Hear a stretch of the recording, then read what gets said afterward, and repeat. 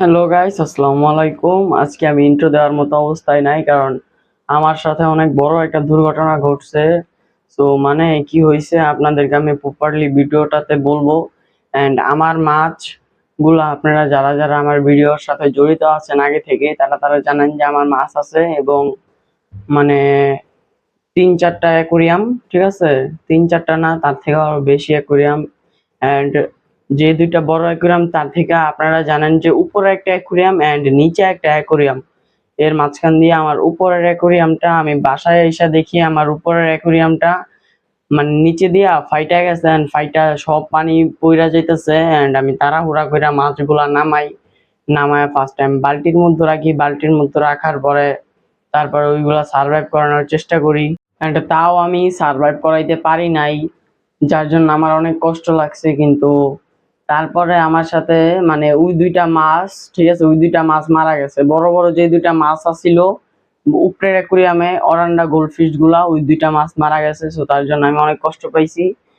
বেশি দামি না হোক, তাও মানে যারা জিনিস পুষে এবং পালে, তারপরে সেই জিনিসটা যখন মারা যায় তারপর তারা জানে যে কিরকম কষ্ট হয়।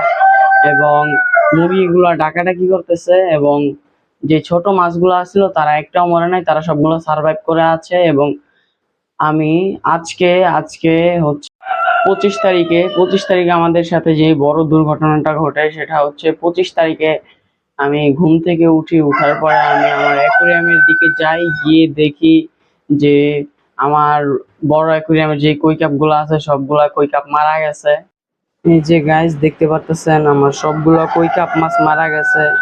সো তার জন্য আমি অনেক দুঃখিত, আমি অনেক কষ্ট পাইছি। আমার মাছগুলো অনেক শখের গড়ে তোলা এই অ্যাকুরিয়াম, এই মাছ, এই যে সব কই কাপ মাছ মারা গেছে। লাস্ট ফর ওয়ান পিস বাইচা ছিল, মানে এই মাছটা বাইচা ছিল। সো বাইচা থাকার 10 মিনিট পরে এসে দেখি এই মাছটাও মারা গেছে। সো কি রোগ হইয়া মাছগুলা মারা গেছে অবশ্যই বলবেন। এই যে দেখেন বড় মাছ, এটাও মারা গেছে, দেখেন মাইরা মানে মরে একেবারে কালারফুল, একেবারে শরীর নরম তুলতুলা হয়ে গেছে।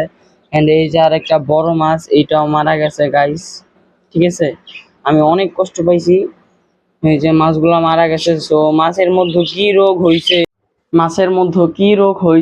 হয়েছে না হয়েছে আমি সঠিক জানি না। আমি ওইরকম ভাবে মাছ মানে ওইরকম ভাবে মাছের কিছু গবেষণা বুঝি না, তবে একটা রোগের নাম জানি, যেটা হচ্ছে ফাঙ্গাস।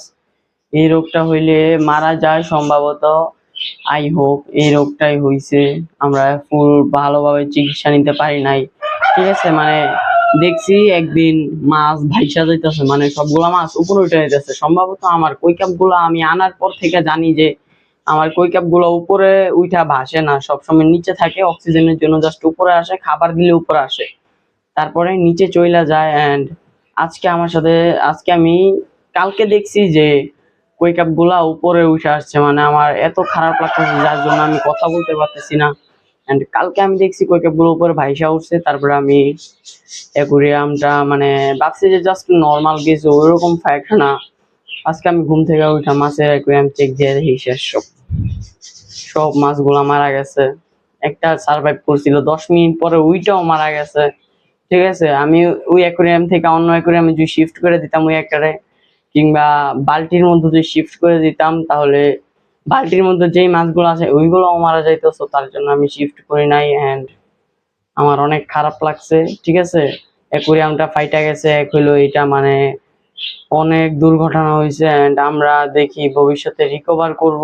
এন্ড ইনশাল্লাহ বর্তমানে আমরা কোনো কিছু রিকভার করব না, যেটা যেমনি আছে অমনিই থাক। আমরা আরো পরে এনিমেল আনার সিদ্ধান্ত নিব। তো আজকের ভিডিওটা আর বাড়াবো না। তো সবাই ভালো থাকবেন, সুস্থ থাকবেন, আমাদের জন্য দোয়া করবেন, যাতে আমরা আবার অ্যাকুরিয়াম মাছগুলো আবার আয়না সাজাইতে পারি সুন্দরভাবে। তো আজকে আমরা এখান থেকে বিদায় নিচ্ছি। আসসালামু আলাইকুম, আল্লাহ হাফেজ।